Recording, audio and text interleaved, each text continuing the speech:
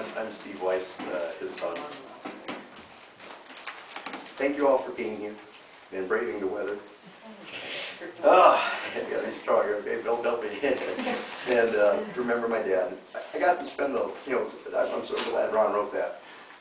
It kind of, is a good introduction to what I had to say, where I was going to focus on the last 9 months of where he's been and what he did and what good person he was being. I got to spend those last 9 months with him, and he truly blossomed in the Florida sun. He was called Grandpa Steve more often than Dr. Weiss, but like Ron said, he never tried, giving up on getting a Florida license so he could continue to practice medicine. I always thought he loved work more than anything else, but in reality, I think he just loved to help people. It was the only thing that truly made him feel worthy. He did the best he could with the gifts God gave him. In the last 9 months, we had many conversations trying to put his life in perspective. I think I did most of the talking, but he had no idea of how many lives he had touched or how much he was loved by his family. He humbly refused to take credit for the many gifts and opportunities he had given us and others. I reminded him almost on a daily basis of all he'd done for us and in the past, and how much he was helping us in the present. He wouldn't take credit for it. I had to keep pounding it into him, say, no, Dad, you understand. But I think he was starting to get it. It was starting to seep in. In the last 9 months, he became my best friend. We watched every NFL game this year together and many other sporting events. He won our family fantasy football league in his rookie season. He was unbeatable. We got him hooked up on Facebook. He bought a computer. He learned about the internet and how to email. I mean, he was coming out of his shell, and it was a beautiful thing.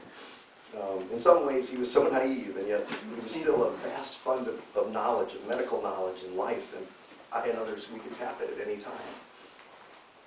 In the last 9 months, he befriended many of the people at his retirement condo. They called him a spring chicken at 72. He drove people to their doctor appointments and loved to show off his granddaughter at Sunday brunch. He helped them with any medical problems and issues, and answered questions and looked up things online for them about their medicines or interactions. They were devastated when they heard what happened.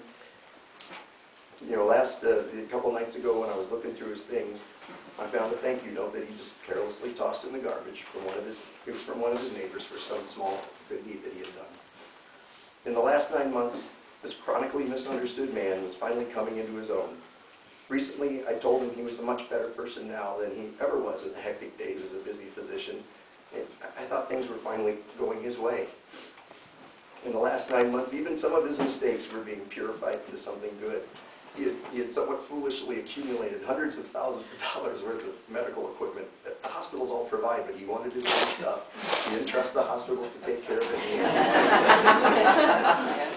And all this came with him from Iowa down to Florida, and just filled my garage with boxes. And we didn't know what to do with it. Most of it was stuff that only hospitals could use. We talked around, made some phone calls, and it ended up all being donated to the Haitian relief effort, where it's critically needed, to be put to good use. Also, the rest of it went to Honduras. And we even talked, and we're planning on going on a medical mission in the spring. They wouldn't let him practice in Florida. He was going to practice medicine, helping people anywhere he could, and he was going to take me along with him. He was so kind and thoughtful these last few months. He was a joy to be around and have in my life. A year ago, my life was falling apart, and I was desperate. But in my time of need, I was sent the most unlikely angel. He helped save my marriage and made my family whole again. That Sunday, when he died, I refused him. After 90 minutes, tried to get him back. But he kept fading away. As I said goodbye, I held his hands, his warm hands, one more time. They were still warm. I put my hand on his chest and told him that he was loved. I will be dead.